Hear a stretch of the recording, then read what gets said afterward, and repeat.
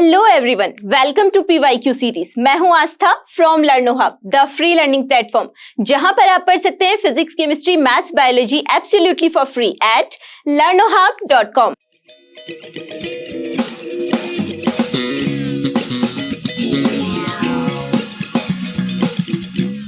सो PYQ series में आज हम डिस्कस करने वाले हैं अपनी क्लास 10 CBSE के साइंस के फिजिक्स पोर्शन का 2019 के सारे प्रीवियस ईयर क्वेश्चंस। उसमें थे 3 सेट्स, तो तीनों सेट्स में सेट 1, सेट 2, सेट 3 में जो क्वेश्चंस कॉमन है वो हम एक ही सेट के अकॉर्डिंग यानी कि सेट 1 के अकॉर्डिंग उनको डिस्कस कर लेंगे। जो बचे हुए क्वेश्चंस हैं जो कि सेट 2 में आए हैं, सेट 3 में नहीं आए हैं, या फिर सेट 3 में आए हैं, सेट 1 एंड सेट 2 में नहीं आए हैं, उनको भी हम लोग डिस्कस करेंगे। अभी का पैटर्न थोड़ा सा चेंज हो चुका है, लेकिन हम प्रीवियस ईयर क्वेश्चंस क्यों कर रहे हैं? ताकि एक तो हमको पता चल जाए कौन से क्वेश्चंस इंपॉर्टेंट होते हैं इतना सब पढ़ने के बाद, और हमारा रिवीजन भी हो सके। साथ ही साथ कुछ टॉपिक्स आपके अभी के सिलेबस में से डिलीट हो चुके हैं या एलिमिनेट हो चुके हैं, तो उन टॉपिक से रिलेटेड क्वेश्चंस अभी हम डिस्कस नहीं करने वाले हैं। तो जो भी हमारे अभी के टाइम के लिए इंपॉर्टेंट क्वेश्चंस हैं, हम केवल और केवल उन्हीं को डिस्कस करेंगे। तो चलिए स्टार्ट करते हैं आज का डिस्कशन।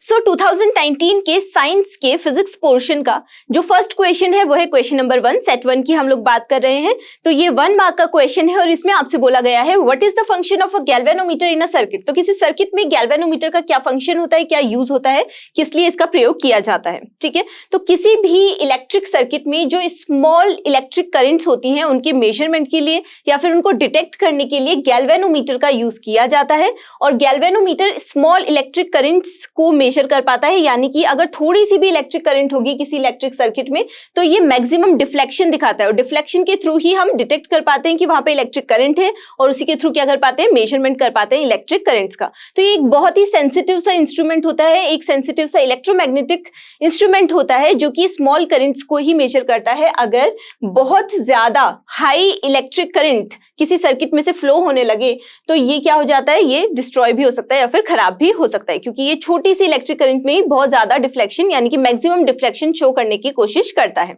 तो आप लिख सकते हैं galvanometer is used for measuring small electrical current moving through the circuit. तो किसी भी सर्किट में स्मॉल इलेक्ट्रिक करंट्स को मेजर करने के लिए, डिटेक्ट करने के लिए हम गैल्वेनोमीटर का यूज करेंगे। इतना सा ही क्वेश्चन था और इसका आंसर भी यही था। तो चलिए अब देखते हैं हम अपना नेक्स्ट क्वेश्चन। सो हमारा नेक्स्ट क्वेश्चन 3 मार्क्स का क्वेश्चन है, जिसमें हमसे पूछा गया है what is a rainbow, draw label diagram to show the formation of a rainbow. Rainbow क्या होता है और उसकी फॉर्मेशन किस तरीके से होती है, उसके लिए आपको एक लेबल डायग्राम बनाना है, यानी कि जो भी चीजें आप उस डायग्राम में बनाएंगे उनको डिनोट करना है, उनको नाम देना है, किस तरीके से आप उनको रिप्रेजेंट कर पा रहे हैं इसके लिए। ठीक है, तो सबसे पहली बात what is a rainbow, rainbow क्या होता है। सो रेनबो एक आर्क होता है जो कि हमको स्काई में विजिबल होता है, और कब विजिबल होता है, आफ्टर रेन। और ऐसा क्यों होता है, क्योंकि एटमॉस्फेयर में जो रेन ड्रॉप्स प्रेजेंट होती हैं वो सन की व्हाइट लाइट जब उन पर पड़ती है तो रिफ्रैक्शन और डिस्पर्जन ऑफ व्हाइट लाइट के थ्रू ही वो फॉर्म हो पाता है। अब देखेंगे कि उसकी फॉर्मेशन होती कैसे है।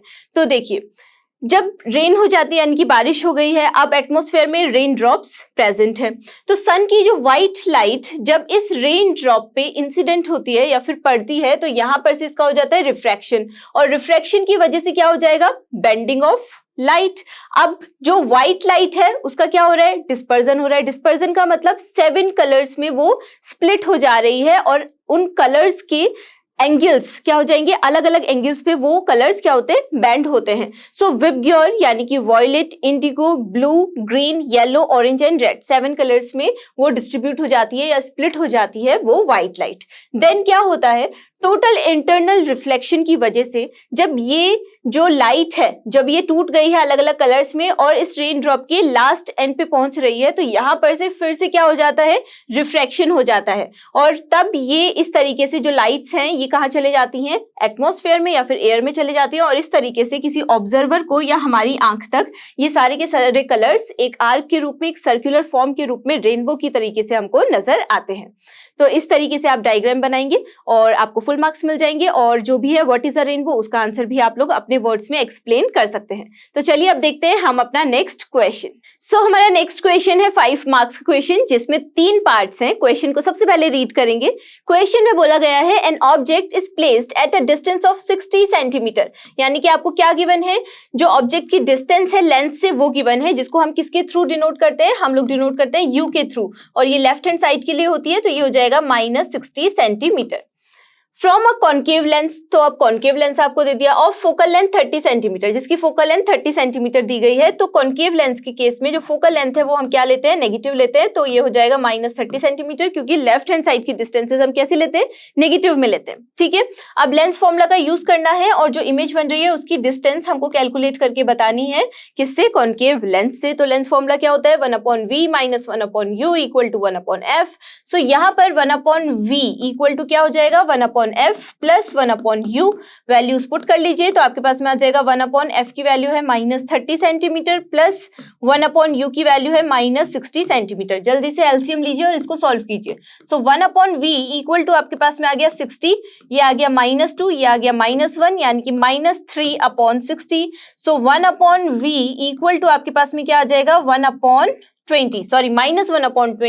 सो यहां से v इक्वल टू आपके पास में आ गया -20 सेंटीमीटर, यानी कि जो इमेज यहां पर बनने वाली है इस केस में, वो जो डिस्टेंस है उसकी कॉन्केव लेंथ से वो कितनी है, 20 सेंटीमीटर की, और किस साइड को है, तो वो बनेगी लेफ्ट हैंड साइड पर, क्योंकि नेगेटिव वैल्यू आ रही है। इट मींस कि जो हमारे पास में इमेज बन के आ रही है, वैसे तो कॉन्केव लेंस आपको दिया गया था ना, तो यहाँ से तो आपको एक बात तो पता ही रहती है कि कॉन्केव लेंस के केस में ऑब्जेक्ट को किसी भी पोजिशन पर प्लेस किया जाता है तो हमेशा ही वर्चुअल, डिमिनिश्ड और कैसी इमेज बन के आती है, इरेक्ट इमेज बन के आती है। ठीक है, तो v की वैल्यू हमने कैलकुलेट कर ली। सेकंड पार्ट इसका देखते हैं। सेकंड पार्ट में आपसे बोला गया है, list 4 characteristics of the image, nature, position, size, inverted और erect formed by the lens in this case. तो इस केस में इमेज किस टाइप की बन रही है उसकी 4 कैरेक्टरिस्टिक्स आपको बतानी है। तो पहली कैरेक्टरिस्टिक तो आप यही बता देंगे कि जो इमेज की डिस्टेंस है फ्रॉम लेंस वो कितनी है, v इक्वल टू -20 सेंटीमीटर।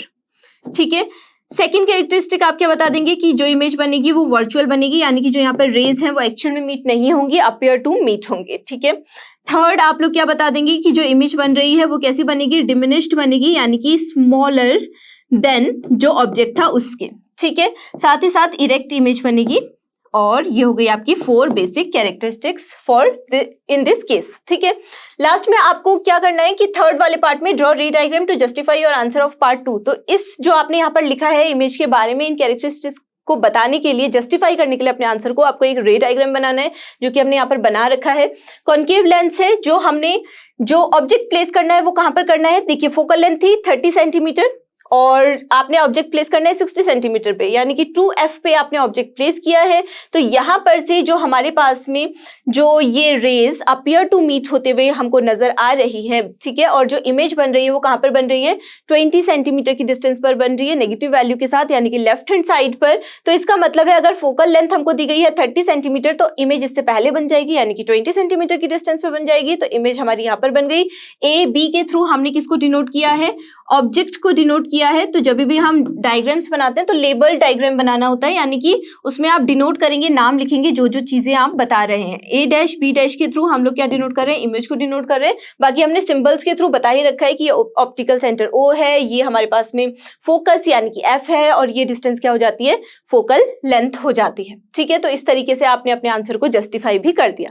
और अगर आप इस क्वेश्चन को इस तरीके से प्रॉपर्ली सॉल्व करते हुए आएंगे तो आपको इसमें फुल मार्क्स मिल सकते हैं। ठीक है, तो चलिए अब देखते हैं हम अपना नेक्स्ट क्वेश्चन। सो हमारा नेक्स्ट क्वेश्चन भी 5 मार्क्स का क्वेश्चन है, जिसके 2 पार्ट्स हैं, इनको एक एक करके हम सॉल्व करेंगे। सबसे पहले बात करते हैं पार्ट ए की।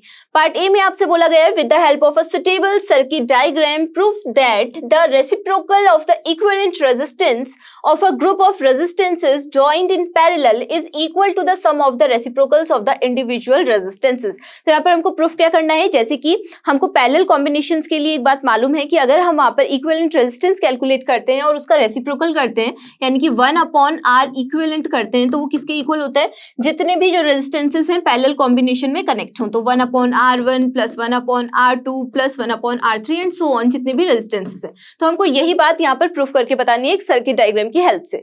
तो एक सर्किट डायग्राम हमने बनाया है जहां पर हमने 3 रेजिस्टेंसेस R1, R2 और R3 को पैरेलली कंबाइन किया है। ठीक है, तो अगर मैं इस सर्किट में आपसे पूछूं कि यहाँ पर कितनी टोटल करंट फ्लो हो रही है इस सर्किट के थ्रू, तो आप क्या बताएंगे वो किसके इक्वल होगी, यहाँ पर जो सेपरेटली हर एक रेजिस्टेंस के थ्रू जो करंट फ्लो हो रही होगी उनके सम के इक्वल होगी। यानी कि यहाँ पर हम क्या लिख सकते हैं कि total current I equals to क्या हो जाना चाहिए, I1 plus I2 plus I3 है ना, क्योंकि R1 R2 R3 तीन रेजिस्टेंसेस हमारे पास में है और इसको हमने क्या मान लिया, इक्वेशन नंबर 1 मान लिया। अब हमको ओम्स लॉ पता है, ओम्स लॉ के अकॉर्डिंग क्या होता है, V इक्वल्स टू IR होता है। यहाँ पर पैरेलल कॉम्बिनेशन है तो R जो रेजिस्टेंस हम लोग लेंगे वो पैरेलली कंबाइन जो कनेक्शन वाला है उसको लेंगे। सो V इक्वल्स टू क्या हो जाएगा, IRP हो जाएगा, यानी कि यहाँ पर से I इक्वल्स टू क्या हो जाना चाहिए, V अपॉन RP हो जाना चाहिए। ठीक है, सो ये हो गए इक्वेशन नंबर 2। तो यहाँ पर अगर I equals to I1 plus I2 plus I3 था तो I की जगह पर अगर हम इसको पुट कर दें V अपॉन RP को, तो ये इक्वल टू किसके हो जाएगा, I1 का मतलब क्या हो गया, V अपॉन R1, I2 का मतलब क्या हो गया, V upon R2 plus R3 का मतलब क्या हो गया, V अपॉन R3। ठीक है, अब पैरेलली कंबाइन है, इसका मतलब जो इक्विवेलेंट रेजिस्टेंस है RP वही R इक्विवेलेंट भी होगा। तो यहाँ पर पहले तो इसको थोड़ा सा और सिंप्लीफाई कर लेते हैं, V क्योंकि दोनों ही साइड पे कॉमन है तो ये हो जाएगा 1 upon RP equal to 1 upon R1 plus 1 upon R2 plus 1 upon R3। और ऐसे ही अगर हम RP की जगह पर 1 अपॉन R इक्विवेलेंट रख देते हैं तो वो किसके इक्वल हो जाएगा, इन तीनों की ही रेसिप्रोकल्स के सम के equal. So equal to 1 upon R1 plus 1 upon R2 plus 1 upon R3। और यही हमको क्या करना था, प्रूफ करना था इस पार्ट के लिए। ठीक है, तो ये प्रूफ हो गया। सेकंड पार्ट है इसका part b, in an electric circuit two resistors of 12 ohm each, यानी कि किसी इलेक्ट्रिक सर्किट में दो आपको रेजिस्टेंसेस दिए गए हैं जिनका रेजिस्टेंस आपको कितना दिया गया है, 12 ohm each. R1 equals to 12 ohm and R2 equals to भी कितना है, 12 ओम ही है। ठीक है, आर ज्वाइंट इन पैरेलल, तो इसी टाइप से पैरेलली ही वो क्या है, कंबाइंड है या फिर कनेक्टेड है टू अ 6 वोल्ट बैटरी। तो यहाँ पर V की वैल्यू आपको कितनी दी गई है, 6 वोल्ट दी गई है। Find the current drawn from the battery, तो उस बैटरी से कितनी करंट फ्लो हो रही है वो आपको बताना है। तो इसके लिए सबसे पहले तो हमको R इक्विवेलेंट ही कैलकुलेट करना होगा। यहाँ पर R इक्विवेलेंट का क्या मतलब है, क्योंकि वो पैरेलली कंबाइंड है तो हम RP की वैल्यू या फिर R इक्विवेलेंट भी बोल सकते हैं उसको कैलकुलेट करेंगे। तो पैरेलल हमने अभी उसके लिए एक फॉर्मूला देखा, 1 upon RP equal to 1 upon R1 plus 1 upon R2 यहाँ पर हो जाएगा। तो ये इक्वल टू किसके हो गया, 1 अपॉन 12 प्लस 1 अपॉन 12, यानी कि ये हो गया आपके पास में 2 अपॉन 12। सो ये आपके पास में आ गया 1 अपॉन 6। तो यहाँ पर जो R इक्विवेलेंट है इस केस में वो कितना हमारे पास में कैलकुलेट आ गया, 6 ओम कैलकुलेट होके आ गया। ओम्स लॉ हमको पता है क्या होता है, V इक्वल्स टू IR, यानी कि आपके पास में I इक्वल्स टू क्या हो जाएगा, V अपॉन R इक्विवेलेंट इस केस के लिए। सो V जो वोल्टेज आपको दी गई है वो कितनी है, 6 वोल्ट है, अपॉन R इक्विवेलेंट 6 ओम है। तो यहाँ पर से इस सर्किट में से कितनी करंट फ्लो हो रही होगी, तो ये आपके पास में आ गया 1 एम्पियर, और यही हो गया इस वाले पार्ट का आंसर। ठीक है, तो सिंपल से ही थे दोनों पार्ट, हमने इजीली सॉल्व कर लिए। अब चलिए देखते हैं हम अपना नेक्स्ट क्वेश्चन। सो आपको नेक्स्ट क्वेश्चन भी सेट 1 के लिए same to same serial number का नजर आ रहा है, यानी कि 20th क्वेश्चन है सेट 1 का। दोनों ही जो इससे पहले भी हमने देखा था वो भी सेम सीरियल नंबर के साथ में था। तो इसका क्या मतलब है, ये और वाला क्वेश्चन है, यानी कि ऑल्टरनेटिव्स आपको दिए गए हैं। आपको जो क्वेश्चन अच्छे से आता है आप उसको चूज कर सकते हैं और उसको सॉल्व कर सकते हैं एग्जामिनेशन में। तो यहाँ पर भी एक चीज आप ध्यान में रख सकते हैं कि अगर इस टाइप के क्वेश्चन में एक क्वेश्चन आपके पास में एक्सप्लेनेशन वाला है, दूसरा क्वेश्चन आपके पास में न्यूमेरिकल वाला है, दोनों ही क्वेश्चंस आपको अच्छे से आते हैं, न्यूमेरिकल भी आपको अच्छे से आता है, तो आप न्यूमेरिकल वाले क्वेश्चन को अप्रोच कर सकते हैं, जिससे कि आपका टाइम भी उसमें बचेगा और स्टेप वाइज क्वेश्चन करने पर आपको उसके पूरे के पूरे मार्क्स मिल सकते हैं। ठीक है, तो इसका ये मतलब है कि जब आपको न्यूमेरिकल वाला अच्छे से आता है, पूरी तरीके से आप कॉन्फिडेंट हैं, तभी आप उसके लिए अप्रोच करेंगे। अदरवाइज तो जो क्वेश्चन आपको अच्छे से आता है आप उसी को चूज करेंगे और उसी को सॉल्व करेंगे। तो ये भी क्वेश्चन कितने मार्क्स का है, ये 5 मार्क्स का ही क्वेश्चन है। और चलिए इसको हम लोग सबसे पहले पढ़ते हैं और उसके बाद सॉल्व करते हैं। तो क्वेश्चन है, an electric lamp of resistance 20 ओम, तो एक इलेक्ट्रिक लैंप है जिसका जो रेजिस्टेंस है 20 ओम दिया गया है। एक कंडक्टर ऑफ रेजिस्टेंस है जो कि 4 ओम का है, are connected to a 6 volt battery as shown in the circuit.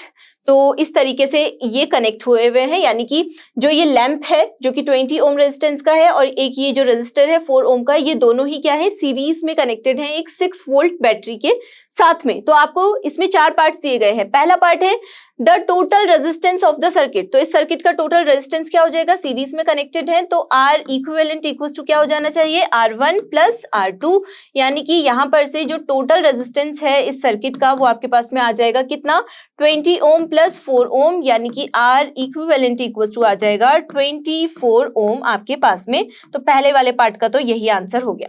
Second part B में आपसे बोला गया है the current through the circuit, तो इस सर्किट के थ्रू कितनी करंट फ्लो हो रही है वो आपको बताना है। तो सीरीज में जब भी कनेक्ट होते हैं तो यहाँ पर हर एक रेजिस्टेंस के थ्रू सेम टू सेम ही करंट जो होती है वो फ्लो होती है, यानी कि I इक्वल्स टू क्या हो जाएगा, हमको ओम्स लॉ के अकॉर्डिंग पता है V upon R equivalent. So I equals to हो गया, V की वैल्यू यहाँ पर 6 वोल्ट दी गई है, अपॉन R इक्विवेलेंट हमने कैलकुलेट किया है 24 ओम। सो I इक्वल्स टू आपके पास में आ गया यहाँ से 0.25 एम्पियर्स। ठीक है, थर्ड पार्ट है यानी कि पार्ट सी, उसमें आपसे बोला गया है the potential difference across the, इसके भी दो पार्ट्स हैं। पहले में है आपको इलेक्ट्रिक लैंप के अक्रॉस पोटेंशियल डिफरेंस कैलकुलेट करना है, दूसरे में आपको कंडक्टर जो ये 4 ओम का रेजिस्टेंस है इसके अक्रॉस पोटेंशियल डिफरेंस कैलकुलेट करना है। तो यहाँ पर अगर हम इसका सबसे पहला वाला पार्ट देखें कि इलेक्ट्रिक लैंप के अक्रॉस पोटेंशियल डिफरेंस कितना होगा, सो V इक्वल्स टू IR हमको पता है, तो हम लोग लिख लेते हैं V लैंप इक्वल्स टू क्या हो जाएगा, I तो सेम टू सेम ही है यानी कि करंट 0.25 एम्पियर्स इंटू R की वैल्यू यहाँ पर क्या हो जाएगी, तो हमको पता है जो लैंप है उसके लिए 20 ओम हमको रेजिस्टेंस दिया गया है। सो V लैंप इक्वल्स टू क्या हो जाएगा, इसको मल्टीप्लाई कर लीजिए तो आपके पास में आ जाएगा 5 वोल्ट्स। ठीक है, सेकंड वाला हम लोग देखेंगे जो रेजिस्टेंस हमको दिया गया है या फिर जो कंडक्टर हमको दिया गया है जिसका रेजिस्टेंस 4 ओम है, उसके लिए हम लोग, तो यहाँ पर मैं लिख देती हूँ V कंडक्टर। सो ये इक्वल टू किसके हो जाएगा, ये भी हो जाएगा जो I है वो तो सेम टू सेम ही है यानी कि 0.25 एम्पियर्स इनटू यहाँ पर जो रेजिस्टेंस हमको दिया गया है वो कितना है 4 ओम। तो ये हो जाएगा आपके पास में potential difference across the conductor equal to कितना हो गया, तो ये हो गया आपके पास में 1 वोल्ट। तो ये दोनों ही इसके पार्ट्स भी अच्छे से सॉल्व हो गए। अब लास्ट इसका पार्ट है part D, power of the lamp. तो लैंप के लिए आपको पावर कैलकुलेट करनी है, यानी कि लैंप के लिए हम लोगों को क्या क्या चीजें मालूम है, अगर V की वैल्यू पोटेंशियल डिफरेंस हमको मालूम है वहां पर कितना हमारे पास में आ गया है 5 वोल्ट आया है, साथ ही साथ जो I है यानी कि करंट हमको पता ही है 0.25 एम्पियर्स है।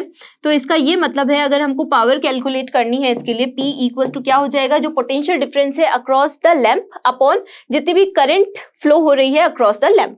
तो ये हो जाएगा आपके पास में 5 वोल्ट अपॉन 0.25 एम्पियर्स। तो आपके पास में आ गया यहाँ पर से आंसर कितना हो गया, ये हो जाएगा 500 अपॉन 25, तो 25 टू ज़ा कितना हो गया 50, ये हो गया 20, तो आपके पास में आ गया 20 वॉट। तो यानी कि जो पार्ट डी है उसका आंसर कितना हो गया 20 वॉट्स, यानी कि पावर जो है लैंप के लिए वो कितनी है 20 वॉट्स है। तो इस तरीके से इस क्वेश्चन के चारों ही पार्ट्स बहुत ही सिंपल से थे, बहुत ही इजी से थे, और अगर इनको आप ऐसे ही स्टेप वाइज पार्ट वाइज अच्छे से सॉल्व करके आओगे तो आपको इसमें अच्छे से पूरे मार्क्स मिल जाएंगे। तो चलिए अब देखते हैं हम अपना नेक्स्ट क्वेश्चन। सो हमारा नेक्स्ट क्वेश्चन 2 मार्क्स का क्वेश्चन है। क्वेश्चन में आपको बोला गया है while studying the dependence of potential difference V across a resistor on the current I passing through it, in order to determine the resistance of the resistor, a student took 5 readings for different values of current and plotted a graph between V and I. तो एक student क्या कर रहा है, एक resistor के across potential difference and current को major करने की कोशिश कर रहा है, जिसके लिए उसने 5 रीडिंग्स ली हैं V और I की, यानी कि पोटेंशियल डिफरेंस की और करंट्स की। ठीक है, He got a straight line graph passing through the origin. What does the straight line signify? तो उसने एक V और I के बीच में उन 5 रीडिंग्स के थ्रू एक ग्राफ प्लॉट किया जो कि एक स्ट्रेट लाइन ग्राफ आया है। तो ये स्ट्रेट लाइन ग्राफ क्या सिग्निफाई कर रहा है ये आपसे पूछा जा रहा है। साथ ही साथ बोला जा रहा है write the method of determining resistance of the resistor using this graph. तो इस ग्राफ के थ्रू आप उस रेजिस्टर का रेजिस्टेंस कैसे कैलकुलेट कर सकते हैं वो आपको बताना है। तो इस तरीके से जो वो स्टूडेंट है उसने एक ग्राफ प्लॉट किया है। तो ये जो y एक्सिस है उसमें मान लिया उसने वोल्टेज यानी कि पोटेंशियल डिफरेंस उस रेजिस्टर के अक्रॉस अलग अलग जो मेजर किए हैं उनके लिए ग्राफ प्लॉट किया है। तो ये हो गया V इन वोल्ट्स, ठीक है। और x एक्सिस में करंट यानी कि I की वैल्यू किस में ली होगी, उसने एम्पियर्स में ली होगी, ठीक है। तो ये हो गया x एक्सिस के लिए। और जो ग्राफ उसने प्लॉट किया है वो ओरिजिन से एक स्ट्रेट लाइन ग्राफ आ रहा है, ऐसा बोला जा रहा है, ठीक है। तो इस टाइप का ग्राफ आ गया। ये ग्राफ क्या सिग्निफाई कर रहा है कि ये जो कंडक्टर है वो ओम्स लॉ को फॉलो कर रहा है, यानी कि वो कंडक्टर क्या कहलाएगा या वो रजिस्टर क्या कहलाएगा, ओमिक कंडक्टर कहलाएगा, ठीक है। क्योंकि स्ट्रेट लाइन ग्राफ उसी के लिए आता है, यानी कि V equals to I R की सिचुएशन को ये क्या कर रहा है, फॉलो कर रहा है। अब पूछा जा रहा है कि इस ग्राफ के थ्रू आप जो उस रजिस्टर है उसका रेजिस्टेंस कैसे कैलकुलेट कर सकते हो। तो ये तो बहुत ही सिंपल मेथड है। इस ग्राफ का स्लोप आप लोग बताएंगे, तो कैसे बताएंगे, तो आप कोई भी दो पॉइंट्स इसके पैरेलल ले लेंगे। किसके पैरेलल, किसके अक्रॉस, तो इस वाला जो y एक्सिस है उसके अक्रॉस, और दो पॉइंट्स यहाँ पर ले लेंगे कुछ इस तरीके से, जो कि किसके पैरेलल होंगे, x एक्सिस के पैरेलल होंगे। तो ये वाले में इस वाले पॉइंट्स को आप मान लीजिए v2 और इस वाले पॉइंट को आप लोग मान लीजिए v1। वैसे ही इस वाले के लिए जब आप लोग लेंगे तो इसको आप लोग मान लीजिए, यहाँ पर आपने मान लिया इसको i1 और ये वाला पॉइंट क्या हो जाएगा आपके लिए i2 हो जाएगा। ठीक है, तो यहां पर से जब भी आप रेजिस्टेंस कैलकुलेट करेंगे सो R इक्वल्स टू क्या होता है, ये होता है V अपॉन I, इसके अकॉर्डिंग है ना। तो V की जगह पर आप क्या कैलकुलेट करके लिखेंगे, V2 माइनस V1 जो ग्राफ में आपने पॉइंट्स लिए हैं, और I की जगह पर आप क्या कैलकुलेट करके लिखेंगे, I2 माइनस I1, और इसके थ्रू आप जो ग्राफ बना होगा उसके थ्रू, उनकी रीडिंग्स के थ्रू आप लोग क्या कैलकुलेट कर पाएंगे, इस रजिस्टर का रेजिस्टेंस कैलकुलेट कर पाएंगे। ठीक है, तो चलिए अब देखते हैं हम अपना नेक्स्ट क्वेश्चन। हमारा नेक्स्ट क्वेश्चन भी 2 मार्क्स क्वेश्चन है, जिसमें हमसे बोला गया है list 4 precautions which a student should observe while determining the focal length of a given convex lens by obtaining image of a distant object on a screen. तो आपको 4 precautions बतानी है, कब, किस चीज के लिए। तो एक स्टूडेंट क्या करने की कोशिश कर रहा है, कॉन्वेक्स लेंस की फोकल लेंथ डिटरमाइन करने की कोशिश कर रहा है, किसकी हेल्प से, एक ऑब्जेक्ट की जो इमेज बन रही है उसकी डिस्टेंट की या फिर डिस्टेंस की हेल्प से। तो आप 4 प्रिकॉशंस क्या बताएंगे। पहली प्रिकॉशन तो आपको ये लेनी चाहिए कि जो इमेज बन रही है, जब भी इमेज बन रही है तो वो वेल डिफाइंड और शार्प बनी होनी चाहिए, तभी आप डिस्टेंस क्या कर पाएंगे, मेजर कर पाएंगे या फिर फोकल लेंथ बता पाएंगे। ठीक है, नेक्स्ट प्रिकॉशन ये है कि the distant object should be clearly visible. तो जो भी ऑब्जेक्ट आपने डिस्टेंस पर रखा है जिसकी इमेज फॉर्म हो रही है वो क्लियरली विजिबल होना चाहिए, तभी आप फोकल लेंथ उसकी मेजर करिए। नेक्स्ट है there should not be any obstacle in between convex lens and the screen. तो स्क्रीन और कॉन्वेक्स लेंस के बीच में कोई भी ऑब्स्टिकल नहीं होना चाहिए, जिससे कि हम इजीली इमेज जो जितनी भी डिस्टेंस पर बन रही है या ऑब्जेक्ट जितनी भी डिस्टेंस पर रखा है उनकी अच्छे से मेजरमेंट कर पाए। ठीक है, फोर्थ है द मीटर स्केल, जिसके थ्रू आप लोग क्या कैलकुलेट कर रहे हैं, उस डिस्टेंस को कैलकुलेट कर रहे हैं, उसको करेक्टली पोजिशन होना चाहिए बिटवीन द वॉल यानी कि screen and the centre of the convex lens. तो ये 4 प्रिकॉशंस आप लिख दीजिए अपनी नोटबुक में, और अपनी एग्जाम्स में भी आप लिख सकते हैं अगर इस टाइप का क्वेश्चन आता है तो चलिए सॉल्व करते हैं अब हम अपना नेक्स्ट क्वेश्चन। सो 2019 के साइंस के फिजिक्स पोर्शन का जो सेट 2 है, जिसके कुछ क्वेश्चंस हम लोग डिस्कस करेंगे जो कि सेट 1 के साथ में कॉमन नहीं थे। ठीक है, तो ये 1 मार्क का क्वेश्चन है। इसमें आपसे बोला गया है name and define the SI unit of current. तो जो एसआई यूनिट ऑफ करंट है उसको, उसका नाम बताइए और उसको डिफाइन भी कीजिए, ये आपसे बोला जा रहा है। सिंपल सा क्वेश्चन है, आपको पता है कि इलेक्ट्रिक करंट के लिए हम एसआई यूनिट क्या लेते हैं, एम्पियर्स में लेते हैं, जिसको हम ए के थ्रू डिनोट करते हैं। और इसको डिफाइन करते हुए आप क्या बोलेंगे कि 1 ampere is equal to the flow of 1 coulomb per second. यानी कि आप लोग ये भी बोल सकते हैं कि 1 ampere equal to 1 coulomb upon 1 second, या फिर हमको ये पता ही है कि जो इलेक्ट्रिक करंट है I इक्वल टू क्या होता है, Q अपॉन T होता है। ठीक है, तो इस तरीके से आप इस क्वेश्चन का आंसर करके आएंगे। चलिए अब देखते हैं हम अपना नेक्स्ट क्वेश्चन। सो कुछ क्वेश्चन अब हम लोग सेट 3 से लेंगे, 2019 के क्वेश्चन पेपर के जो साइंस का पेपर है उसके फिजिक्स पोर्शन का, जो कि हम सेट 1 और सेट 2 में कॉमन नहीं थे। ठीक है, तो ये वाला क्वेश्चन हमारा 1 मार्क का क्वेश्चन, और इसमें हमसे बोला गया है write the function of volt meter in an electric circuit. किसी इलेक्ट्रिक सर्किट में वोल्ट मीटर का क्या फंक्शन होता है, क्या यूज होता है, क्या वर्क होता है, ये आपको बताना है। तो वोल्ट मीटर क्या करता है, किसी भी इलेक्ट्रिक सर्किट में किन्हीं 2 पॉइंट्स के बीच में, मान लिया ये पॉइंट है और ये पॉइंट है, ठीक है, ये एक रेजिस्टर हमको नजर आ रहा है जिसका कुछ भी रेजिस्टेंस है, तो आप ये सर्किट डायग्राम भी बना सकते हैं। ठीक है,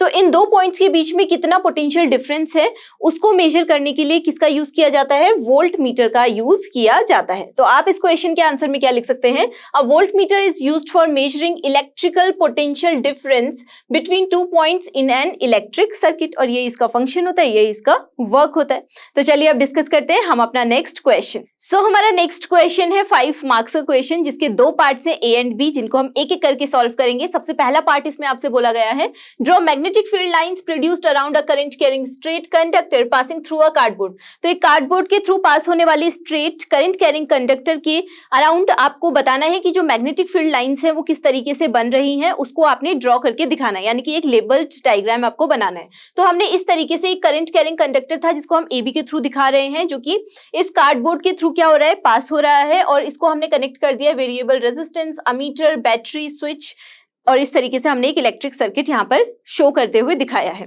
तो यहाँ पर करंट कैरिंग कंडक्टर जो हमको नजर आ रहा है वो भी हमने डिनोट कर दिया है, साथ ही साथ कार्डबोर्ड ये हमने लिया है, इसको भी हमने डिनोट कर दिया है, साथ ही साथ जो यहाँ पर मैग्नेटिक फील्ड लाइंस बन के आ रही हैं इस करंट कैरिंग कंडक्टर के पास में, वो भी हम लोगों ने डिनोट कर दी है। ठीक है, इतनी बात क्लियर हो गई। अब आगे क्वेश्चन पढ़ते हैं। Name, state and apply the rule to mark the direction of these lines. तो जो ये मैग्नेटिक फील्ड लाइंस यहाँ पर बनकर आ रही हैं, प्रोड्यूस हो रही हैं, जनरेट हो रही हैं, उनकी डायरेक्शन पता करने के लिए आप कौन सा रूल यूज करते हैं, पहले तो उसका नाम बताना है, उसका स्टेटमेंट बताना है, ठीक है, और वो कैसे आप यूज करते हैं वो भी बताना है। तो यहाँ पर उसका नाम क्या लिख देंगे आप लिख देंगे राइट हैंड थंब रूल।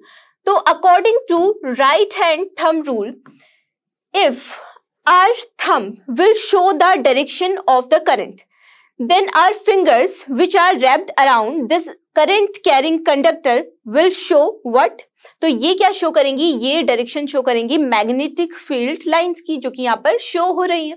तो इसीलिए हम इसी तरीके से राइट हैंड थंब रूल का यूज करते हैं यहाँ पर मैग्नेटिक फील्ड लाइंस की डायरेक्शन को पता करने के लिए। ठीक है, तो ये तो हो गया हमारा पहला पार्ट इस क्वेश्चन का। सेकंड पार्ट है, how will the strength of the magnetic field change when the point where magnetic field is to be determined is moved away from the straight wire carrying constant current, justify your answer. तो आपसे एक बात बोली गई है कि किसी magnetic field की जो स्ट्रेंथ है वो कैसे चेंज होगी अगर जिस पॉइंट पर हमको मैग्नेटिक फील्ड की स्ट्रेंथ पता करनी है उसको दूर कर दिया जाए, कहां से? किसी करंट कैरिंग कंडक्टर से। तो ये तो आपको अच्छे से पता ही है कि जितनी ज्यादा किसी भी करंट कैरिंग कंडक्टर से डिस्टेंस बढ़ेगी किसी भी पॉइंट की, तो इसका मतलब क्या है कि जो मैग्नेटिक फील्ड स्ट्रेंथ हो जाएगी वो क्या हो जाएगी? डिक्रीज हो जाएगी, क्योंकि जो करंट कैरिंग कंडक्टर है वो तो उससे क्या होता जा रहा है? दूर होता जा रहा है। तो यहाँ पर क्या हो जाएगी? मैग्नेटिक फील्ड स्ट्रेंथ डिक्रीज हो जाएगी डिस्टेंस बढ़ने के साथ में। तो इसका ये मतलब है कि जिस पॉइंट पर हमको मैग्नेटिक फील्ड की स्ट्रेंथ बतानी है, अगर उसको दूर कर दिया जाए किससे? करंट कैरिंग कंडक्टर से, तो इसका ये मतलब है कि वहां पर मैग्नेटिक फील्ड की स्ट्रेंथ क्या हो जाएगी? डिक्रीज हो जाएगी। तो इस क्वेश्चन के आंसर में आप क्या लिख सकते हैं? डिक्रीज हो जाएगी। और साथ ही साथ अपने आंसर को जस्टिफाई करने के लिए आप ये इस तरीके से भी इसको लिखकर आ सकते हैं। ठीक है, सो आई होप कि आज जितने भी क्वेश्चंस हमने साथ में डिस्कस किए, प्रैक्टिस किए, वो आपको अच्छे से समझ में आए होंगे। अब हम मिलेंगे अपने नेक्स्ट डिस्कशन में, जिसमें हम प्रैक्टिस करेंगे कुछ और प्रीवियस ईयर क्वेश्चंस की। तब तक आप पढ़ाई करते रहिए, खूब सारी प्रैक्टिस करते रहिए, रिविजन करते रहिए और हमारे साथ बने रहिए, क्योंकि ये तो आप जानते ही हैं कि लर्न हाउ फ्री है पर बेस्ट है।